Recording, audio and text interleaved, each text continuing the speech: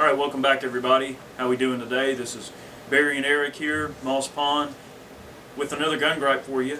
And we've been thinking about ideas for gripes, and we have thought about some of the, user submitted suggestions that you guys want us to gripe about. We have taken some of those into account, and there's a strong possibility many of those will make it through the pipeline.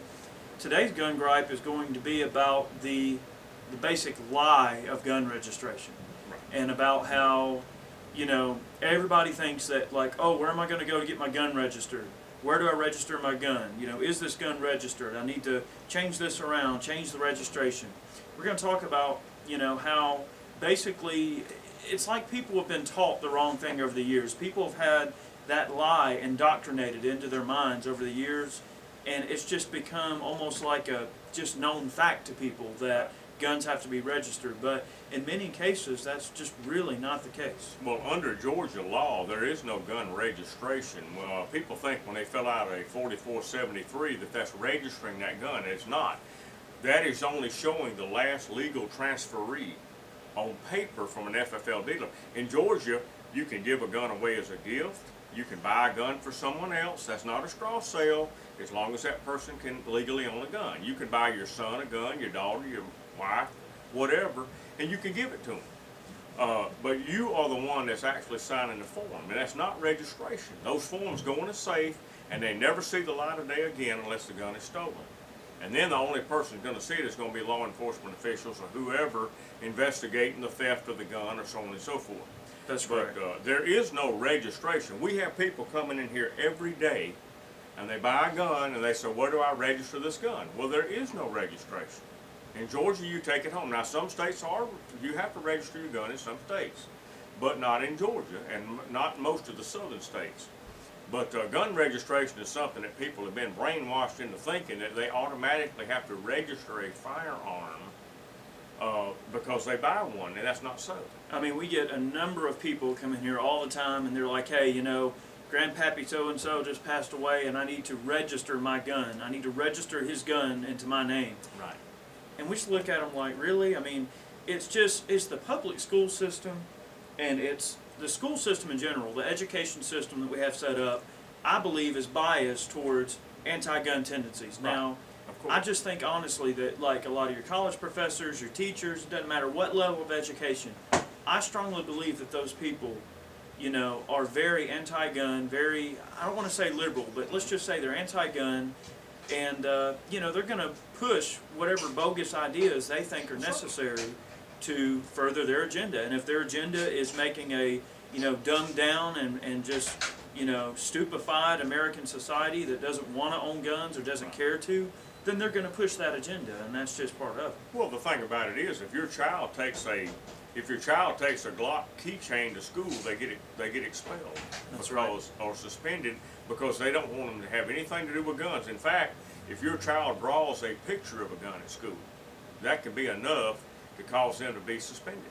Right. And that's the public school system pushes the anti-gun agenda. That's right, and in some of the more left states, you see that as being much more apparent than some of the less left states. I mean, like, obviously Georgia is not quite as bad, but there are instances where certain jurisdictions and certain municipalities, depending on where it's at and everything like that, of course those particular school systems can be a little bit more left and a little bit harder on gun owners and basically the families of gun owners. Let's say you're 10 years old and you grew up around guns and you go to school and you draw a picture of a pistol, automatically they're going to assume that you're some bad person, you're up to no good, and that's what they want your peers to believe too. They're going to make an example of you, or they're going to try to.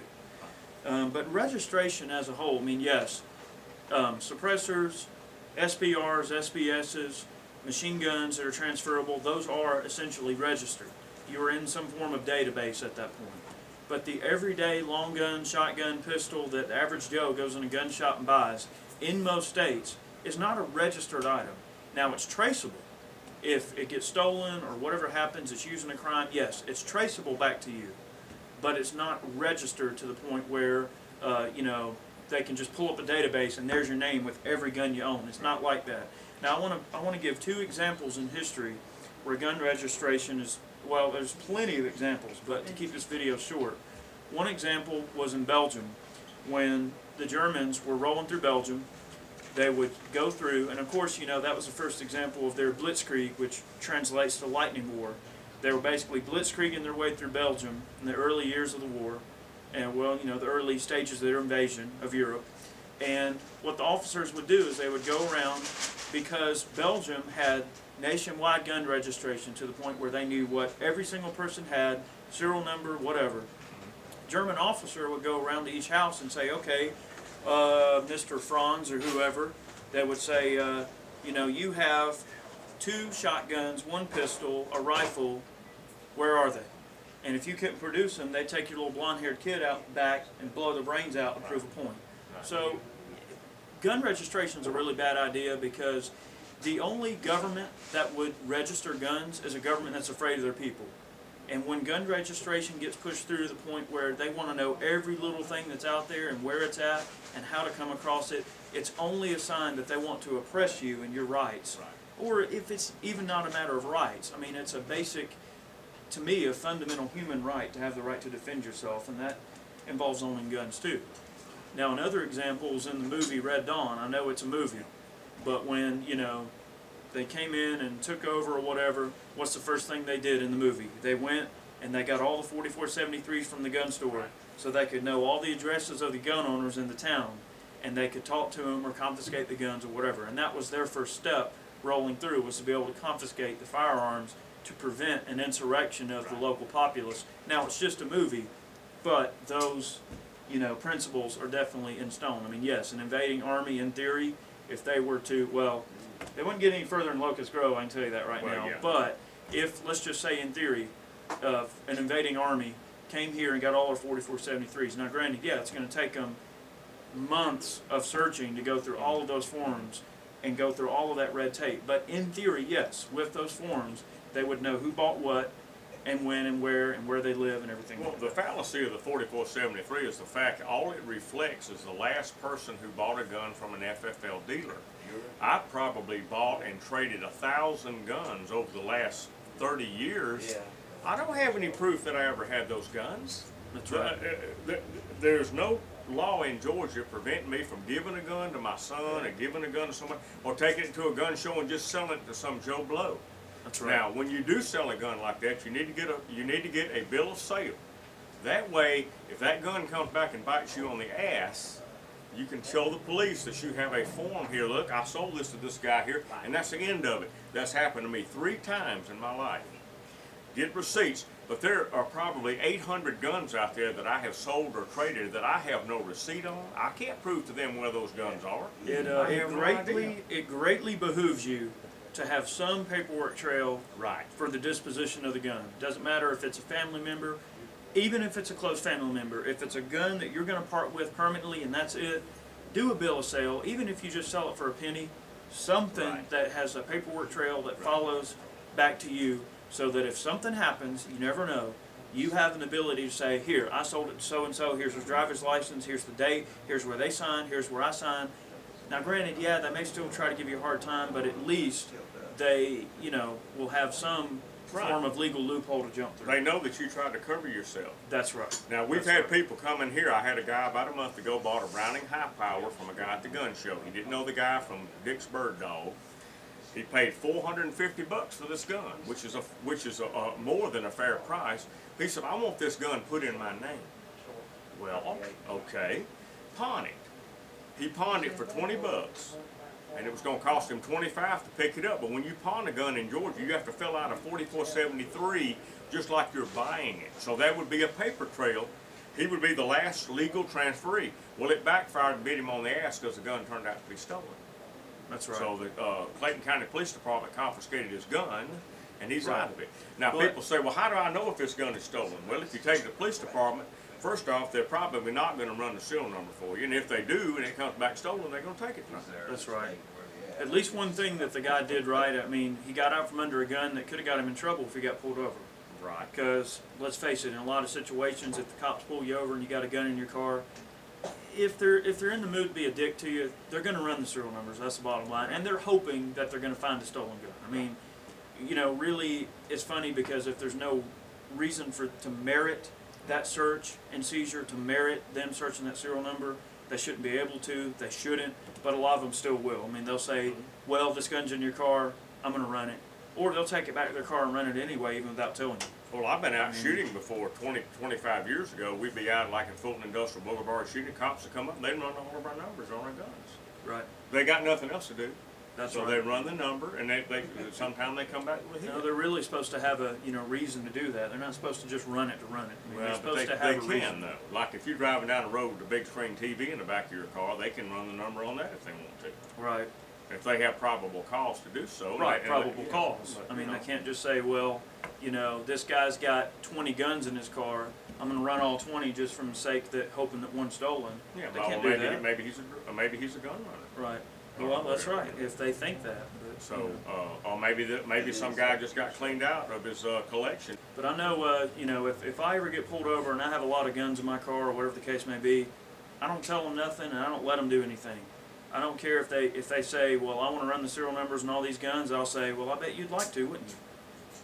And I won't. I don't cooperate with them because it's none of their business. It really isn't. And I'll tell them get a shift leader out there, a supervisor, and once it gets to the point where they know that you know your rights and you demand to talk to a supervisor, or they're gonna drop it. It gets to the point you're causing them more trouble than they want to deal with. Right. Yeah, don't roll over when it comes to the cops. No. Just tell them get your supervisor down here if you want to search my vehicle or whatever. You get your supervisor down. Right. But that's just the way it is. But really, the nutshell of this video, I guess what we're getting at is, the whole thing about gun registration is totally false. I mean, yes, there are certain states where you have to register guns within that state. I mean, there's state laws that provide for that. But I would say a majority of the U.S. doesn't require any kind of state level gun registration of standard guns. The majority of the U.S. is still a free country. Well, yeah. And people stand up, and when people stand up for their rights, that's what keeps your rights standing. That's right. So you have to be careful with all this kind of thing. And gun registration is just something that the media started all that. The media pushes the gun registration. That's where people hear it all the time. That's right. Register this, register that.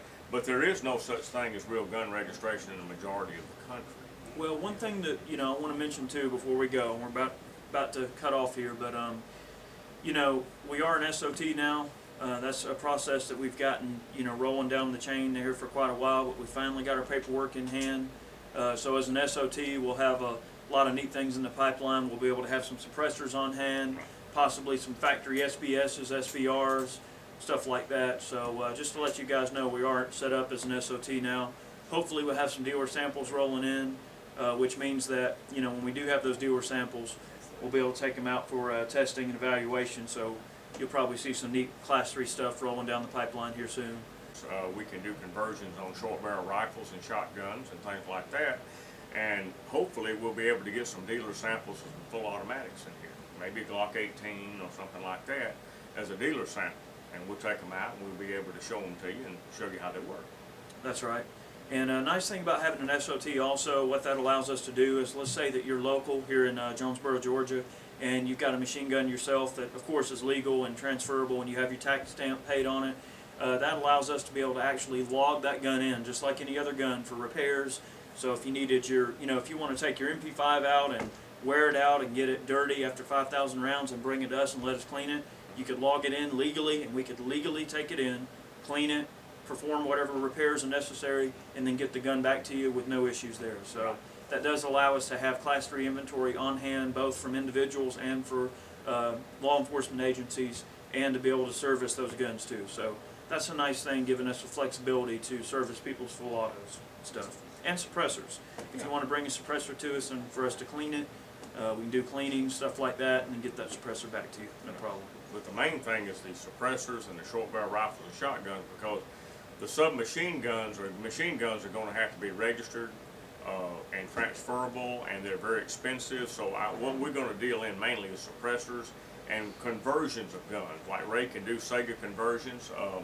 He built one for a friend of mine, a Sega 12 with an 8-inch barrel.